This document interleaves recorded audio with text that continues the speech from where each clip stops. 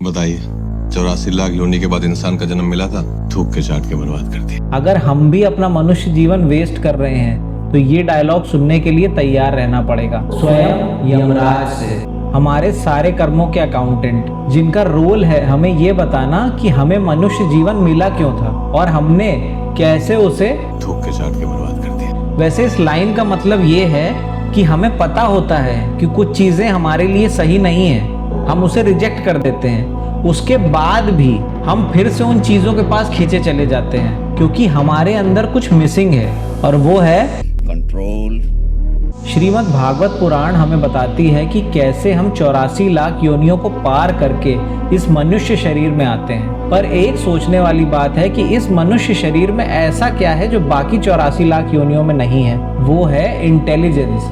ये समझ पाने की गड़बड़ है, कुछ ना कुछ तो गड़बड़ जरूर है कि इस मृत्यु लोक में कुछ ऐसा है जो हमें सच लग रहा है पर एक्चुअली में सच है नहीं। यही एक ऐसी चीज है जो आपको किसी और शरीर में नहीं मिलेगी और इसीलिए मनुष्य शरीर को इतना दुर्लभ माना गया है। और 4 चीजें जो सब में कॉमन पाई जाती हैं। पहला, खाना पीना यानी आहार। दूसरा, सोना यानी निद्रा। तीसरा, बाकियों से अपनी रक्षा करना यानी भय।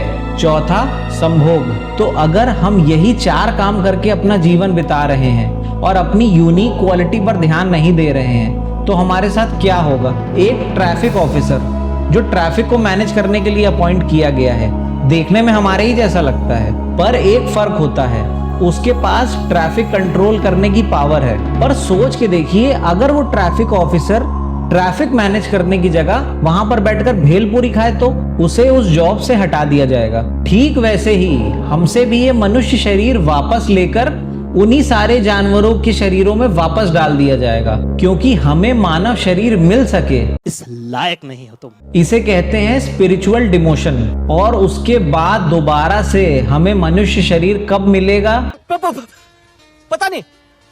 तो फिर कैसा हो अगर हम अपना ये शरीर यूज करके इस जन्म मृत्यु के लूप से ही बाहर आ जाएं तो। पर कैसे? आप मानो या ना मानो, पर सिर्फ 2 ही तरीके हैं इसके। पहला, भगवान के नाम का जप और दूसरा, भगवत गीता। अगर भगवत गीता ठीक से पढ़ता या सिर्फ पढ़ता तो भी समझ जाता।